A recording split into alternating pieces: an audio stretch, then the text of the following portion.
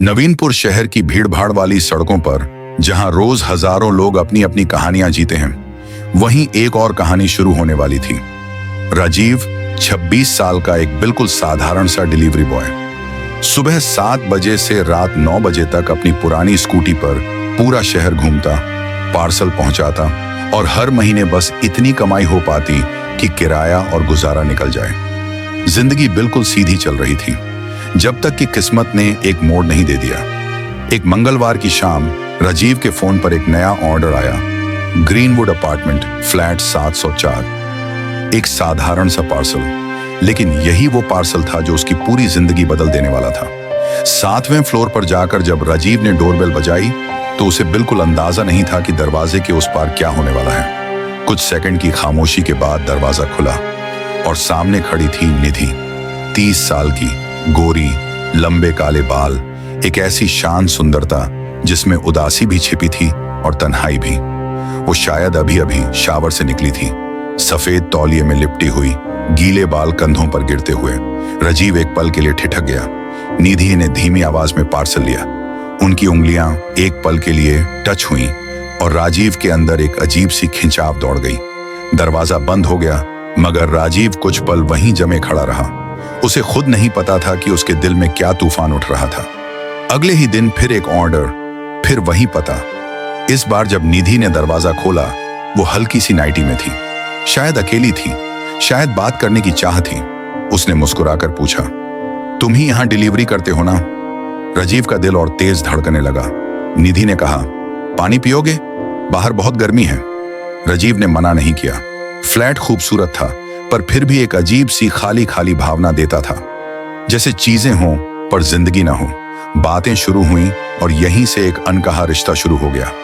हर दूसरे तीसरे दिन निधि कोई ना कोई ऑर्डर कर देती और हर बार राजीव ही पहुंचता। कभी सिर्फ बातें, कभी चाय, कभी लंबे शांत पल। दोनों एक दूसरे के ओर पास आते गए, जहां शायद उन्हें नहीं आना चाहिए था। एक शुक्रवार रात निधि का पति विक्रम ऑफिस ट्रिप पर था। निधि ने राजीव को कॉल किया, कृपया आज आ जाओ, मुझे बात करनी है। राजीव जानता था कि यह गलत है, लेकिन उसकी आवाज में जो तन्हाई थी वो उसे रोक नहीं पाया। उस रात बातें शुरू हुई, फिर पल बदले और दोनों एक दूसरे की तन्हाई का सहारा बन गए। ये सिर्फ जिस्म का मिलना नहीं था, ये दो टूटे हुए दिलों का मिलना था। सुबह जब राजीव जाने लगा, निधि ने पूछा, तुम फिर आओगे ना? राजीव ने बिना सोचे कहा, हाँ। और यही एक शब्द उनकी किस्मत लिख गया। जब भी विक्रम ऑफिस में होता, राजीव आ जाता। उनका रिश्ता और गहरा होता गया। लेकिन इश्क में अंधा होना हमेशा खतरनाक होता है।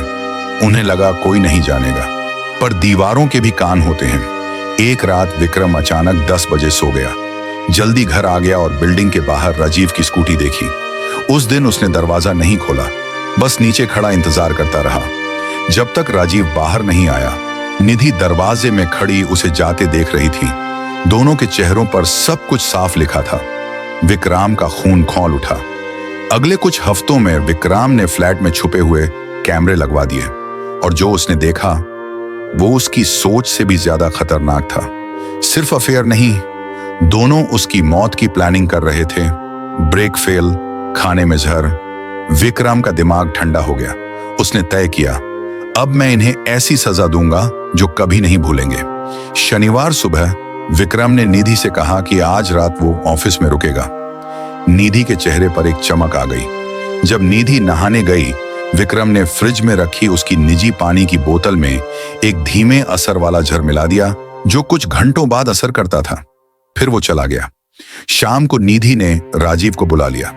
रात हंसी, मजाक, रोमांस और बातों में गुजर गई। एक वक्त आया जब दोनों ने वही जहरीला पानी पिया, एक दूसरे की आंखों में देखते हुए। उन्हें पता नहीं था कि वो अपनी मौत पी रहे थे। सुबह 8 बजे राजीव और निधि दोनों मर चुके थे, एक दूसरे की बाहों में, उसी बिस्तर पर जहां कुछ घंटे पहले वो जिंदा थे। 10 बजे विक्रम घर आया। वही दृश्य जो उसने प्लान किया था। उसके चेहरे पर एक ठंडी सी मुस्कान थी। पुलिस ने विक्रम को गिरफ्तार कर लिया। इंट्रोगेशन रूम में उसने सब बता दिया, अफेयर, रिकॉर्डिंग्स, मर्डर प्लान, जहर, सब कुछ। इंस्पेक्टर ने कहा, तुम्हें कानून के पास आना चाहिए था। विक्रम गरज कर बोला, अगर मैं नहीं मारता तो वो मुझे मार देते।